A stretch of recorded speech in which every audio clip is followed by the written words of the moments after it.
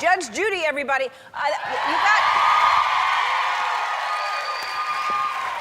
You have a ponytail happening. Isn't it wonderful being liberated with this? You don't have to worry about things. You know, you get up in the morning. What happens? Yes. Yeah, I have really short hair, so I don't have to worry about much. So you just added a ponytail to yours. Judge Judy was a no-nonsense presence in the courtroom for decades, but many felt the age of Judy Sheindlin ended when the last scene closed. All rise for the incomparable Judge Judy and her granddaughter, Sarah Rose.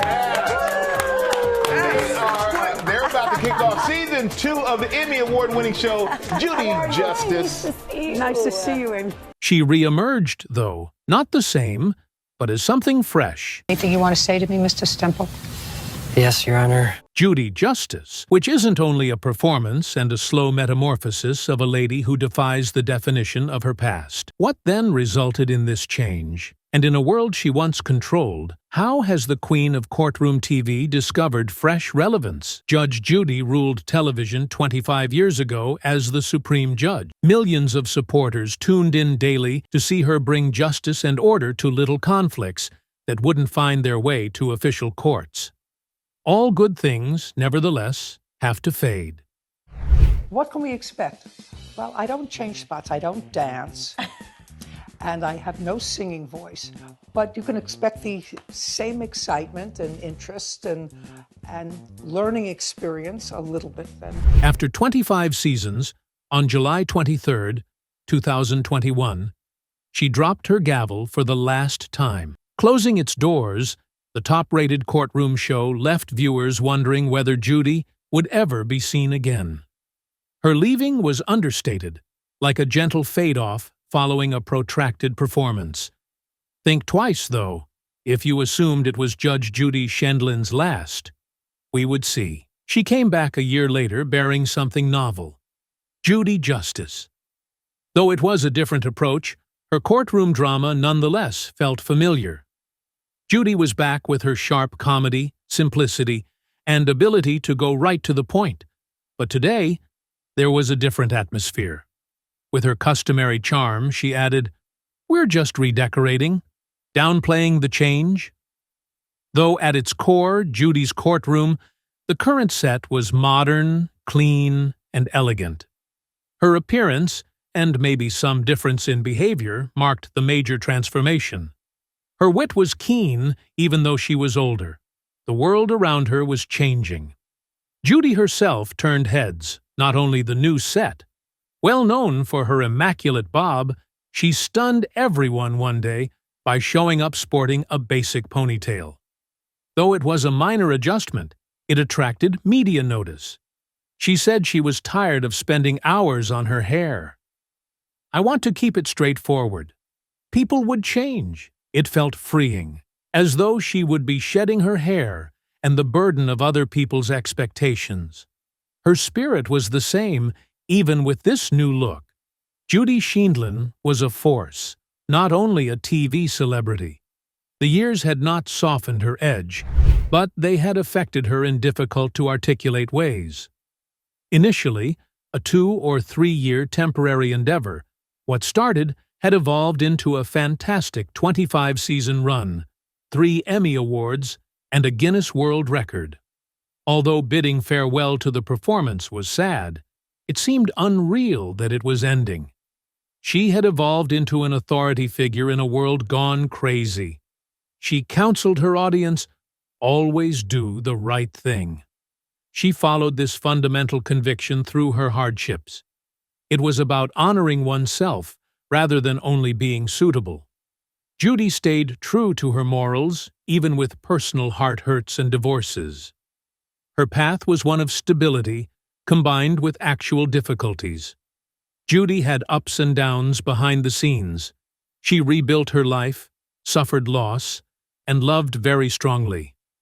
Having 2 marriages, she experienced the kind of grief life can inflict suddenly. She never veered from the knowledge she gave her family, but if you do the right thing, things will turn out okay. But wrongdoings will catch up with you. They always do. Judy has unquestionably changed courtroom television. She is the judge, not only any judge, She gave a genre many discounted lives. She said, "I thought it would last just a few seasons. But here we are, and people are still watching." They did, right to the very last. She didn't simply vanish, though, following the previous episode. She returned bearing a fresh performance, akin to a whisper in a quiet room. Judy Justice was unique, yet it felt like she was carrying on precisely what she had done before. She was always the same woman who had spent 25 years in that courtroom, giving truths people might not have wanted to hear, but needed, even if the surroundings had changed. Saying goodbye to Judge Judy was hard, like personally bidding farewell to the woman. Still, life unfolds. People change. The globe whirls, and even the most cherished objects fade from view finally. Still, Judy's influence, her capacity to separate the noise from the fundamental problems, will always be felt. Her voice lives in our hearts, even if her courtroom is quiet for now. Every Judge Judy program opens with a bang and immediately grabs viewers with an exciting teaser. The music would crescendo, visuals would flash, and it all felt larger than life for a moment. A voice declaring something dramatic like, "A woman is suing her ex for breaking a promise," or "A neighbor claims, you ruined my property." It was like a movie teaser, with actual people highlighted to tell their stories and confront criticism. The courthouse doors would open, the voice would break through the expectancy, and the music would rise. The known flow of the show started when the cameras started rolling. The devoted bailiff, Bird, would ask the assembly to rise. Looking at Judge Judy, he would declare the case number and help the tension relax. "The court is now in session," he would announce, indicating the beginning of the performance. Hearts pounding, everyone would settle in and wait for their turn to speak, while Judy got ready at the bench. She would quickly review her notes, just a half-page of scrawled grievances, and she was prepared to leave in seconds. Before long, everyone was under Judy's sharp eye, hoping for kindness. She would start the process by dissecting the matter and, frankly, setting out the facts, fixing her attention on the plaintiff. "So, you're saying she didn't pay you back for the loan?" she would question. It was a challenge, rather than only a question. There was no time for second thoughts. Judy managed her courtroom like a strict ship, devoid of space for entertainment. Any efforts at avoidance or delay of the truth were quickly dismissed. "I'm not here for your excuses," she would say. "Simply respond to the question." The audience sat still, the tension in the air thick. Often terrified and shivering, the litigants came to see they could not run from reality. They were not twisting tales, not ducking questions. She had seen their comments before the performance began.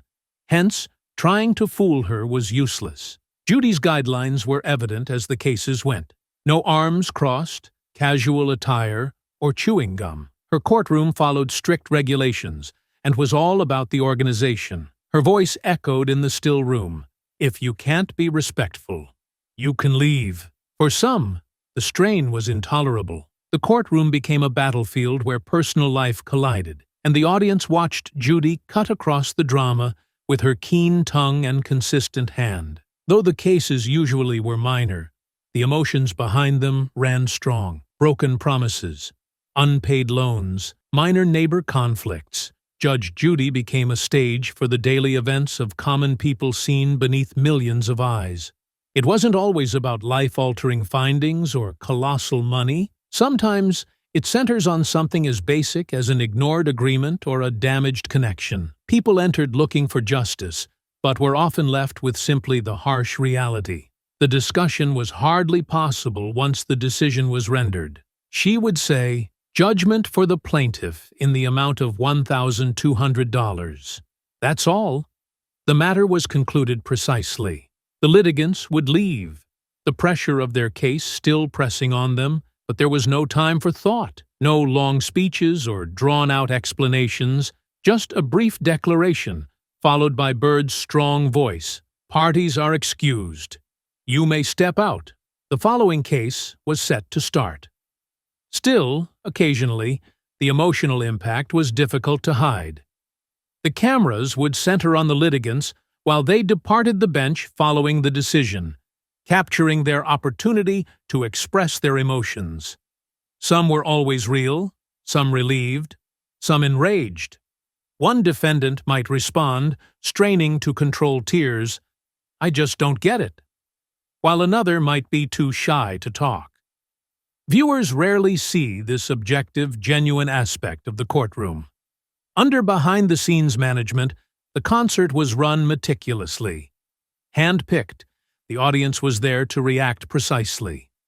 While some were just fans who had found access by unusual means, many were aspirant actors seeking notoriety. They were there to supply the required vitality that gave the performance life, not to judge. The audience was a timed component that guaranteed seamless operation. Small claims courts around the nation produced most of the cases. Researchers would comb through records, looking for the appropriate conflicts. If both sides agreed, they would sign contracts, acknowledging Judy's last statement and assuring they understood the show's mechanics. Everything was ready once that particular stage was finished.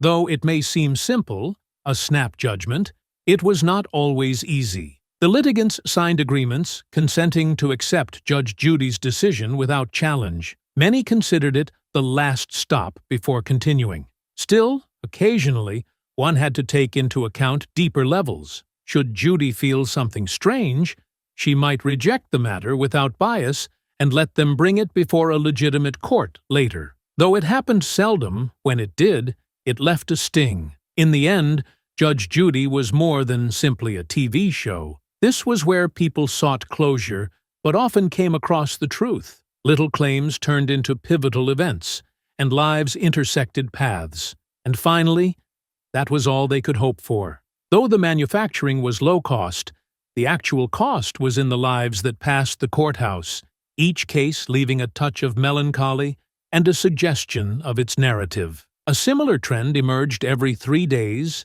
every other week. Filming episode after episode, Judge Judy and her staff amassed cases akin to book chapters never finished. It wore one out. With emotions flowing strongly in everyone, they could fast wrap up 10 to 12 cases per day. One could find the weight of all too much to bear. They would shoot between 30 and 36 cases over those 3 long days, each a personal story developing right before the camera.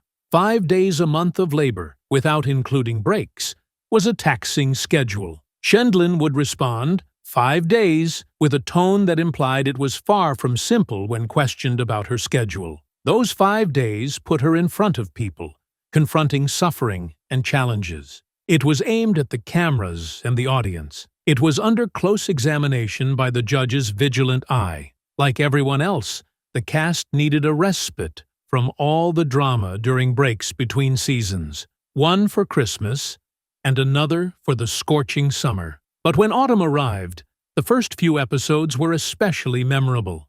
Using this analogy, Sheindlin famously said, "You don't serve the best wine third," to help explain why the first episodes of a new season were selected so deliberately. The most riveting stories in those first weeks attracted viewers. Things would then find their comfortable flow. With a new season airing practically every weekday, except for the rare break, they included about 260 episodes each season. Unlike many performances, there were no significant speeches or spectacular ending activities. It's simply an ongoing stream of cases, one straight after another. Taping became a frenzy, and programs occasionally aired months after being shot. Nothing proceeded in any particular sequence. On their displays, what viewers saw could have been captured weeks or months earlier. The timetable had ups and downs, 2 episodes a day during sweeps months, and 2 new episodes in January following the winter hiatus.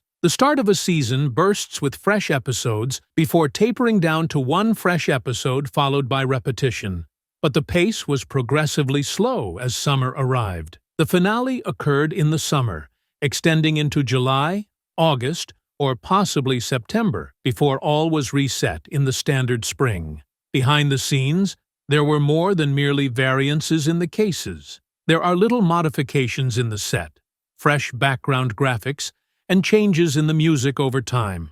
Still, nothing ever changed that greatly. Sheindlin flew in from New York to record in the courthouse at Sunset Bronson Studios on Sunset Boulevard in Los Angeles. Though it was difficult, constant travel back and forth, this way of life was simply what she knew. Arriving on her luxury jet, she went to set. She entered a world where personal hardships occurred under brilliant lights. Over the years, the region adjacent to the courtroom has also changed. After that, it served as the backdrop for Hot Bench, which Sheindlin herself produced. It once held another courtroom show, Judge Joe Brown. For years, this little sliver of Hollywood resembled a center for judicial drama. Still, a certain air of melancholy persisted, even with the bright studio. Justice, right and wrong, was supposed to take the front stage. There was usually no true closure for the people engaged in those instances. They exited the courtroom in different states, some proud, some defeated. One litigant might say after deciding, "It just doesn't feel right." While some would make courageous faces through tears, others would leave in wrath, feeling unfairly treated. Though in the end, it was just another case. Another shooting day, they all yearned for something greater. Over time, minor adjustments occurred. Here, there are improvements to graphics and tweaks to the set. But the essence of Judge Judy, the tales, the people, and the judge herself, mostly kept the same. Though the courtroom could seem different each season, the drama always peaked. The introductory narrative would remind everyone of these actual folks. The cases are genuine. The rulings are definitive. Nevertheless, the reality that it was not only about the verdicts was unchanged regardless of the frequency of repetition of that sentence. Even when the set changed, and the theme music changed over the years, the anguish was always there, just under the surface, about the real lives behind those cases, the broken promises, lost friendships, and little injustices that left individuals feeling smaller. The cases themselves were true, but what about the people living those experiences? Walking away, they carried their tales. Perhaps next time, one could say. There was not always a second time, though. There was only a repetition of voices once brimming with optimism. At the same time, the lights darkened, cameras stopped rolling, and the courtroom emptied. Judge Judy was ultimately not only a forum for conflict resolution. Things would never be the same for those who left her courtroom. Lives were exposed in this place. Sheindlin would say, "That's all," the finality in her voice leaving no space for debate. The cases might end, but the lives, their conversation went on. And with this ongoing existence, Judge Judy is sad. But why? Judge Judy's ending alluded to the end of a period. The courtroom narrative we loved now feels like a far-off memory, darkened by fading studio lights. She seemed to have disappeared for a bit. Judy Sheindlin left us wondering whether she might slip into the background permanently when she withdrew from the limelight. But then she reappeared, almost like a little breeze. "Mark, do you remember our first conference?" she gently and reflectively asked a reporter. Her voice had a gentle firmness that begged thoughts of her past, with that straightforward inquiry. Her personal life, on the other hand, presents another picture.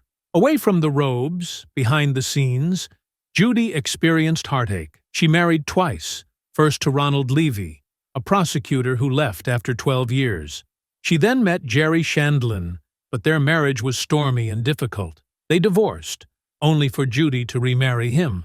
But that reunion did not last either. She reportedly carried years of grief over the death of her father. This heaviness made her feel both delicate and robust.